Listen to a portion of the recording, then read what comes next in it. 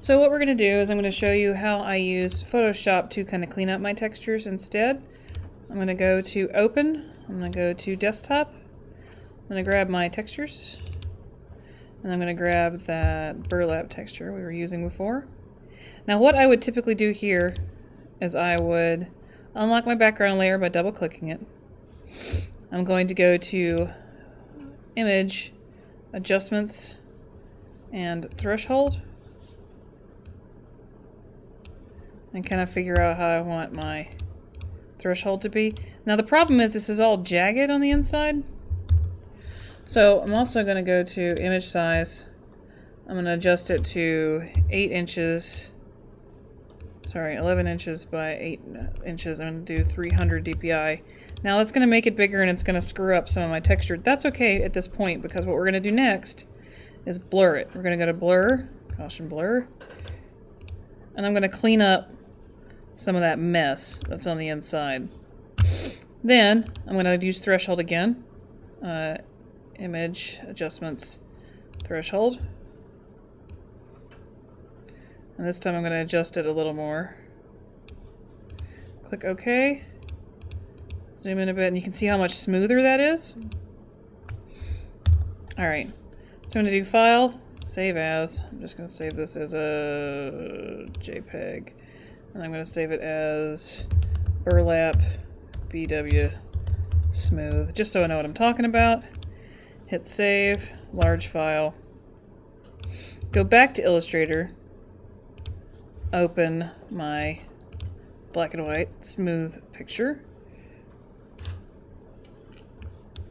Go to my window image trace. Make sure it's selected, choose black and white, choose trace. That says it's huge. Are you sure you want to do this? Yes, I do.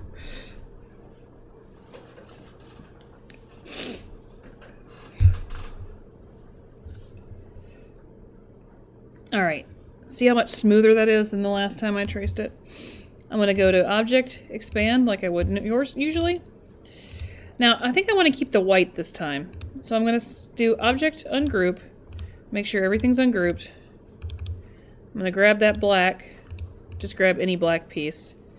And you see it doesn't select everything, so you have to go to Select, Same Fill Color. It'll select all the black. And you just hit Delete. If I do Command A, that selects all. And if I go to my Pathfinder, I can just unite everything. Now it's all one shape. I'm going to make sure that I go to Edit Colors. I'm going to convert this to RGB just to make sure. And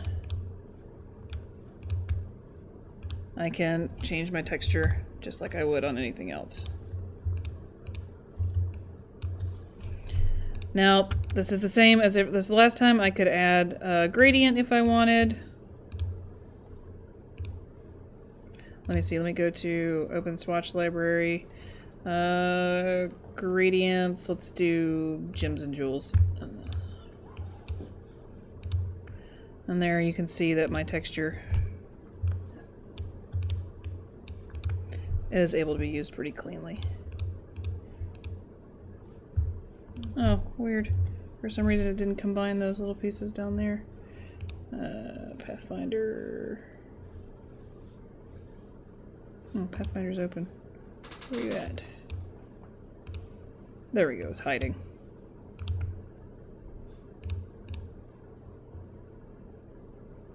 Some of these little pieces weren't part of the same group. I'll fix that later. Either way, the fun thing about this is, like, now let's say, okay, I wanted to make a mouse with a burlap texture. Let's just say.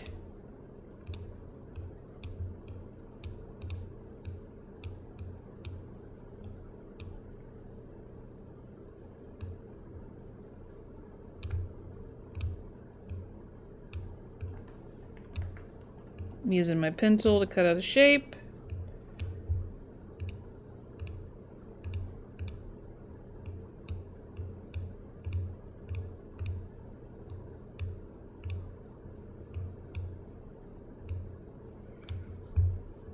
And sure, that's a mouse. It could probably use a little more work, but whatever. I am going to hit Command C to copy. I'm going to make this a... Let's make him a kind of tan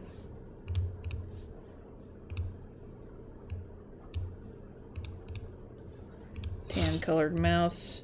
I'm going to send that to the back. I'm going to take this burlap and I'm going to make it a kind of dark tan. Alright, I'm going to do Command F to put that mouse shape back in top. Grab that piece behind it by holding Shift, go to Object, Clipping Mask, Make, and there is my burlap textured mouse.